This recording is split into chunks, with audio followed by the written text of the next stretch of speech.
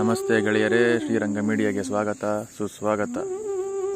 ಈ ಪ್ರಪಂಚದಲ್ಲಿ ರಕ್ಷಣೆಯೇ ಇಲ್ಲದೆ ಹಲವಾರು ಪ್ರಾಣಿಗಳು, ಪಕ್ಷಿಗಳು, ಕ್ರಿಮಿಕೀಟಾದಿಗಳು, ಕಾಡಿನಲ್ಲಿ ಇರ್ತಕ್ಕಂತಹ ಮರಗಳು, ಗಿಡಗಳು, ಬಳ್ಳಿಗಳು ಅವೆಲ್ಲವೂ ಕೂಡ ದೈವ ರಕ್ಷಿತವಾಗಿ ಚೆನ್ನಾಗಿಯೇ ಇರುತ್ತದೆ.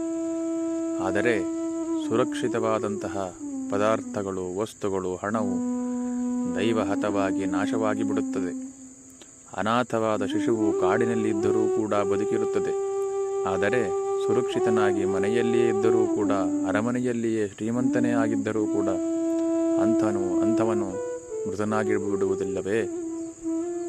ಈ ವಿಷಯವನ್ನು ಪ್ರಸ್ತಾಪವನ್ನು ಮಾಡುತ್ತಾ ವಿದ್ವಾಂಸರು ಒಂದು ಶ್ಲೋಕವನ್ನು ಹೇಳಿದ್ದಾರೆ. ಈ ರೀತಿಯಾಗಿ, ಆರಕ್ಷಿತಂ ತಿಷ್ಠತಿ ದೈವರಕ್ಷಿತಂ, ಸುರಕ್ಷಿತಂ ದೈವಹತಂ ವಿನಶ್ಯತಿ, ಜೀವತ್ಯ ನಾಥೋಪಿ ವನೇ ವಿಸರ್ಜಿತಃ, ಕೃತಪ್ರಯತ್ನೋಪಿ ಗೃಹೇ ವಿನಶ್ಯತಿ ಅಂತ ಹೇಳಿದ್ದಾರೆ.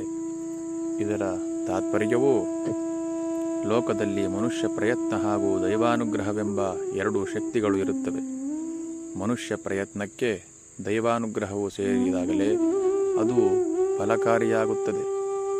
ದೈವಾನುಗ್ರಹವಿಲ್ಲದೆ ಹೋದಾಗ ಮನುಷ್ಯ ಪ್ರಯತ್ನವೂ ಕೂಡ ಸಫಲವಾಗುವುದಿಲ್ಲ. ಮನುಷ್ಯ ಪ್ರಯತ್ನವು ದುರ್ಬಲವಾದದ್ದು, ದೈವ ಕೃಪೆ ಹಾಗೂ ಸದ್ಗುರು ಕೃಪೆ ಪ್ರಬಲವಾದದ್ದು. ಒಬ್ಬ ಬಾಲಕನೂ ತಬ್ಬಲಿಯಾಗಿ ಬೆಳೆಯುತ್ತಿದ್ದಾನೆ. ಬಾಲ್ಯದಲ್ಲಿಯೇ ತಾಯಿ ತಂದೆಯರನ್ನು ಕಳೆದುಕೊಂಡು ಅನಾಥನಾಗಿ ಬಿಟ್ಟಿರುತ್ತಾನೆ. ಅವನನ್ನು ಯಾರೂ ಕೂಡ ಕಾಪಾಡುತ್ತಾ ಇರುವುದಿಲ್ಲ. ಯಾವ ಮನುಷ್ಯರ ಸಹವಾಸವೂ ಇಲ್ಲ. ಆದರೂ ಕೂಡ ಅವನು ದೈವಾನುಗ್ರಹದಿಂದ ಅವನು ಒಳ್ಳೆಯ ವಿದ್ಯಾವಂತನಾಗಿ ಶ್ರೀಮಂತನಾಗಿ ಬೆಳೆಯುತ್ತಾ ಇರುತ್ತಾನಲ್ಲವೇ? ಇನ್ನು ಶ್ರೀಮಂತರ ಮನೆಯಲ್ಲಿ ಹುಟ್ಟಿದ ಮಗುವಿಗೆ ಎಲ್ಲೆಲ್ಲಿಂದಲೂ ಶುಶ್ರೂಷೆ, ಆರೈಕೆ, ಔಷಧೋಪಚಾರಗಳು. ಆದರೆ ದೈವಾನುಗ್ರಹ ಇರುವುದಿಲ್ಲ. ಆ ಶಿಶುವು ಆ ಕರ್ಮಗಳಿಗೆ ಅನುಸಾರವಾಗಿ ಮೃತವಾಗುತ್ತದೆಯಲ್ಲವೇ? ಅನಾಥನಾಗಿ ಕಾಡಿನಲ್ಲಿದ್ದರೂ ಕೂಡ ದೈವಕೃಪೆಯಿಂದ ಅಲ್ಲಿಯೇ ಚೆನ್ನಾಗಿಯೇ ಜೀವಿಸುತ್ತಾನೆ. ಇನ್ನು ಅರಮನೆಯಲ್ಲಿಯೇ ಇದ್ದರೂ ಕೂಡ ದೈವದ ರಕ್ಷಣೆ, ದೈವದ ಕೃಪೆ ಇಲ್ಲದಿದ್ದಾಗ ಅಕಾಲದಲ್ಲಿ ಸಾಯುತ್ತಾನೆ ಅಲ್ಲವೇ? ಅದಕ್ಕೋಸ್ಕರ ಈ ಕಲಿಯುಗದಲ್ಲಿ ವಿಶೇಷವಾಗಿ ಮನುಷ್ಯನಿಗೆ ಆಗಲಿ, ಪ್ರಾಣಿಗಳಿಗೆ ಆಗಲಿ, ಪಕ್ಷಿಗಳಿಗೆ ಆಗಲಿ ದೈವದ ಅನುಗ್ರಹ ಆಗಲೇಬೇಕು.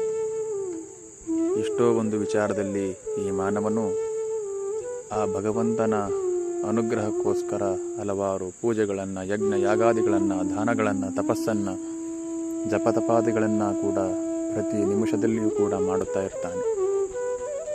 ಆದರೆ ಈ ದೈವಾನುಗ್ರಹದಿಂದ ಎಲ್ಲವನ್ನೂ ಕೂಡ ಅವನು ಜೀವನದಲ್ಲಿ ಪಡೆದುಕೊಳ್ತಾ ಇರ್ತಾನೆ. ಕೆಲವರಿಗೆ ದೇವತೆಗಳು, ದೈವ ಅಂದರೆ ಅವರಿಗೆ ಅನುಭವಕ್ಕೆ ಬರದೇ ಇದ್ದ ಕಾರಣಕ್ಕೋಸ್ಕರ ಅವರಿಗೆ ಆ ಭಗವಂತನ ಮೇಲೆ, ಸೃಷ್ಟಿಯ ಮೇಲೆ ಅವರಿಗೆ ಯಾವುದೇ ವಿಧವಾದಂತಹ ಕಾಳಜಿಯೂ ಕೂಡ ಇರುವುದಿಲ್ಲ.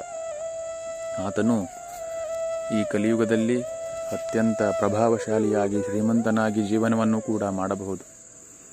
ಆದರೆ ಅವನಿಗೆ ಒಮ್ಮೆ ಅನಾರೋಗ್ಯ ಬಂದುಬಿಟ್ಟರೆ ಆ ಸಂದರ್ಭದಲ್ಲಿ ಅವನು ಭಗವಂತನನ್ನು ಕಾಣುತ್ತಾನೆ, ಭಗವಂತನನ್ನು ನೆನೆಯುತ್ತಾನೆ. ಅನಾರೋಗ್ಯ ಬಂದಂತಹ ಸಂದರ್ಭದಲ್ಲಿ ಭಗವಂತನನ್ನು ನೆನೆಯುವುದನ್ನು ಬಿಟ್ಟು ಮೊದಲಿಂದಲೂ ಕೂಡ ಭಗವಂತನನ್ನು ನೆನೆದರೆ ಖಂಡಿತವಾಗಿಯೂ ಕೂಡ ಭಗವಂತನು ನಮ್ಮನ್ನು ಅನುಗ್ರಹವನ್ನು ಮಾಡಿಯೇ ಮಾಡುತ್ತಾನೆ. ಆ ಭಗವಂತನ ಅನುಗ್ರಹ ಇಲ್ಲದೆ ಈ ಕಲಿಯುಗದಲ್ಲಿ ಯಃಕಶ್ಚಿತ್ ಒಂದು ಹುಲ್ಲು ಕಡ್ಡಿಯೂ ಕೂಡ ಅಲ್ಲಾಡುವುದಿಲ್ಲ.